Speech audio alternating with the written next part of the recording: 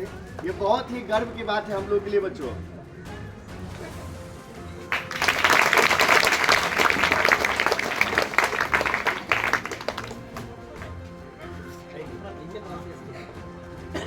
अब हम चाहेंगे कि एक स्मृति चिन्ह के रूप में मैं खुद, चूँकि हमारे बहुत ही पारिवारिक संबंध रहा है इनसे, और हमारे पिताजी लोग भी जब इस बात को सुने तो उन्होंने कहा कि जब हम उस समय में हम मुखिया थे तो लड़का जो था, मतलब इसी टाइप से वो बोले कि बहुत मेहनती था, और उस समय में हाई स्कूल में शायद टॉप किए थे भैया, है ना। तो ये बहुत ही मतलब उस समय में भी पिताजी लोग जो थे काफ़ी सपोर्ट करते थे। तो उन्होंने कहा कि एक स्मृति चिन्ह के रूप में जो है कि इनको कुछ पुरस्कार जो है कि मिलना चाहिए। तो ये हमारे पिताजी की तरफ से इनको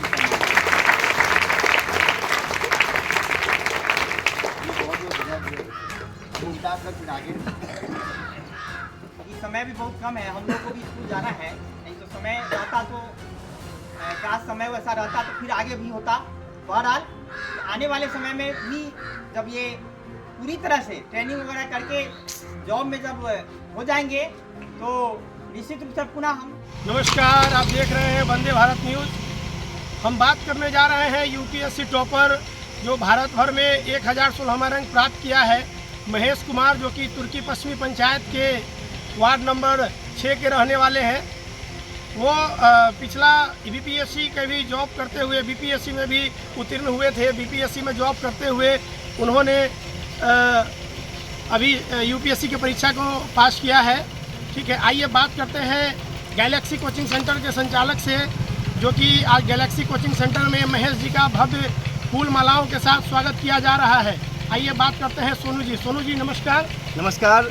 बहुत ही ये गौरवान्वित होने वाला पल है हम लोगों के लिए, क्योंकि भारत सरकार की सबसे बड़ी सिविल सर्विसेज की परीक्षा जो यूपीएससी होती है, उसमें हमारे क्षेत्र के, हमारे गांव के, हमारे बड़े भाई के रूप में महेश कुमार जी ने 1016वां रैंक लाकर और पूरे क्षेत्र का नाम रोशन किया है। एक बेहतरीन ही पल हम लोगों के लिए है, और इसके उपलक्ष्य में आज अपने कोचिंग संस्थान के सभी शिक्षकों और छात्रों के द्वारा आज उनका सम्मान करने के लिए और बच्चों को प्रेरित करने के उद्देश्य से उनको आज अपने संस्था में आमंत्रित किए हैं, और वो आए हैं और हम लोगों के बीच में और ये स्वागत का कार्यक्रम चलेगा। यहाँ पे हम लोग उनका स्वागत करेंगे और उनके तैयारी करने का जो ये होता है, जो उनका रहा है, उनके बारे में जानने की कोशिश करेंगे। आइए हम लोग बात करते हैं हमारे संस्था में आए हुए यूपीएससी जो 1016वां रैंक प्राप्त करने वाले महेश कुमार जी से। तो आइए हम बात करते हैं महेश जी से, जो कि यूपीएससी में 1016वां रैंक प्राप्त किया है। आइए, आज गैलेक्सी कोचिंग सेंटर में उनका भव्य स्वागत किया जा रहा है।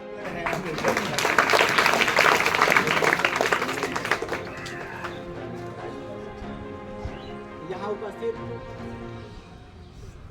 सबसे प्रमुख हमारे अतिथि और यूपीएससी क्रैक करके आने वाले तुर्की को, हमारे क्षेत्र को गौरव प्रदान करने वाले महेश सर, हमारे उपस्थित विद्वान शिक्षक जन एवं आप सभी उपस्थित छात्र, बड़े ही गौरव का क्षण है।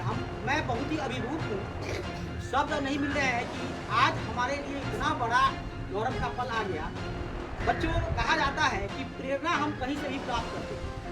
एक सूखा एक अकाल जो हमारे क्षेत्र में पड़ा हुआ था, मुझे लगता है एक आशा की एक नई किरण आज हम लोग के बीच में मौजूद है। हम लोग इनको देख करके जिस प्रकार रोमांचित हो रहे हैं, हम सबको प्रेरणा लेनी चाहिए, देखनी चाहिए कि मुमताज सर ने बहुत अच्छे शब्दों से शुरुआत की थी कि कोशिश करने वालों कभी हार नहीं होती। हम लोग और प्रयास करें तो फिर निश्चित रूप से उस फल को पा सकते हैं। भले ही हम लोग के लिए प्रेरणा स्रोत की कमी थी, जो आज गर्व का विषय है कि वो भी आज पूरा हो गया। हम चाहेंगे कि जब इनकी बारी आएगी तो जरूर आप लोगों से वह सब शेयर करें, तो बताएं कि किन संघर्षों या किन परिस्थितियों या कुछ मूल मंत्र ऐसा बताएं आप लोगों को भी कि जिसके बदौलत आप भी आगे बढ़ सकें।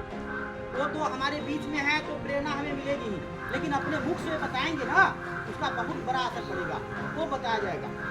बच्चों, हम लोग आपको शुरू से बताते रहे हैं कि मेहनत का कोई सब्स्टिट्यूट नहीं होता। शॉर्टकट जिंदगी में कभी भी नहीं अपनाया जाना चाहिए, और उसके जीते जागते मिसाल हमारे सामने है। उन्होंने कभी हार नहीं मानी। अभी इससे पहले कोर्ट में भी थे, उसके बाद जो है बीपीएससी भी चली हुई, लेकिन उनका जो लक्ष्य था ना, इन सब चीज़ों से नहीं था। वो एक बड़ा मकसद अपने मन में रखे हुए थे। बच्चों एक बात और समझ लीजिए कि आपका जो लक्ष्य होगा ना, ज़्यादा उसका ढिढोरा भी पीटना नहीं चाहिए। मैंने आज भी क्लास में आप लोगों से इसकी चर्चा करी तो मैंने बताया था कि जब आप अपने लक्ष्यों को बता देते हैं लोगों को ना, एक्सपेक्टेशंस बढ़ जाती है। लोग आपसे उम्मीद इतना ज़्यादा लगा लेते हैं कि उम्मीद तले आपका जो है ना, वह जो आप आगे बढ़ने वाले जो पेड़ की होते हैं, कोमल पेड़ जो आपका जन्म लेता रहता है, उम्मीद का वह मुरझा जाता है, चला जाता है। आप देखते होइएगा कि बड़े बड़े जो घर के लड़के जो बाहर कोटा में हर जगह पर पढ़ाई करते हैं, उनके माता पिता यहाँ अनावश्यक दबाव डाल देते हैं कि मेरा बेटा तो नीट क्लियर कर लेगा, ये इसकी तैयारी करा, ये कर लेगा, बस कुछ दिन बचा हुआ है। और वहीं से उस दबाव को झेल नहीं पाता है और सपने बिखर जाते हैं, पिताई की घटना हो जाती है। तो बच्चों, आप लोग ज़्यादा बताना नहीं है, अभिभावक से भी हम कहेंगे कि ज़्यादा उम्मीद मत पालें, लेकिन आप लोग जो लक्ष्य रखे हैं चुपचाप चले बेटी एकदम धीरे धीरे सनाई सनाई मजबूत की ओर बढ़िए। बच्चों, कहा गया है कि जो 2-3 रास्ता लेकर के चलता है ना, वह मंजिल पर उतना ही देर से पहुँचता है या नहीं पहुँचता है। जब रास्ता आपका एकदम सीधा सटीक हो, लक्ष्य आपको पता हो, तब वहाँ पहुँचने से कोई नहीं रोक सकता। तो हम लोग उम्मीद करेंगे कि आप लोग ये लक्ष्य रखे हैं, उस पर चुपचाप मेहनत करते रहिए। बच्चों, इस बार के एग्जाम में इतना अच्छा रिजल्ट आया है, उसमें भी हमको देखने को मिला है कि वैसे बच्चे बच्चियाँ हम लोग को सरप्राइज देने का काम की है, जिससे हम लोग उम्मीद नहीं रखते। तो हमें आपको ऐसा बनना है, ऐसा नहीं कि सबके बीच में दिखाते हैं कि हम तो ये कर रहे हैं, हम तो ये टॉप करेंगे, हम तो ये करेंगे। नहीं बच्चों, चुपचाप मेहनत करने वाला ही सफलता प्राप्त करता है। इसके जीते जागते मिसाल हमारे बीच में हमारे सामने। कोई उम्मीद नहीं किया होगा, आज जो हम लोग इनको समाज के लिए काम कर रहे हैं, खुद बताएंगे कि इन्होंने क्या कभी किसी को बताया कि हम ये कर रहे हैं, नहीं कर रहे हैं। चुपचाप मेहनत की और आज इस मुकाम पर पहुँचे हैं।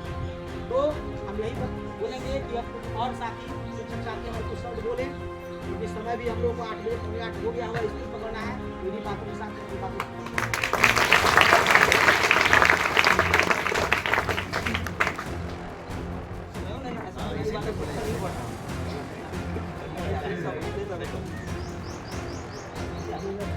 ठीक है।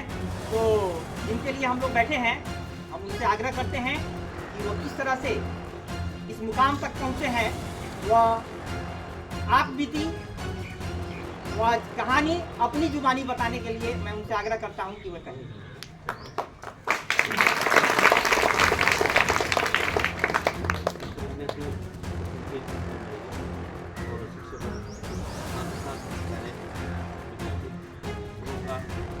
हृदय से शुक्रिया बुलाने के लिए, सम्मान के लिए।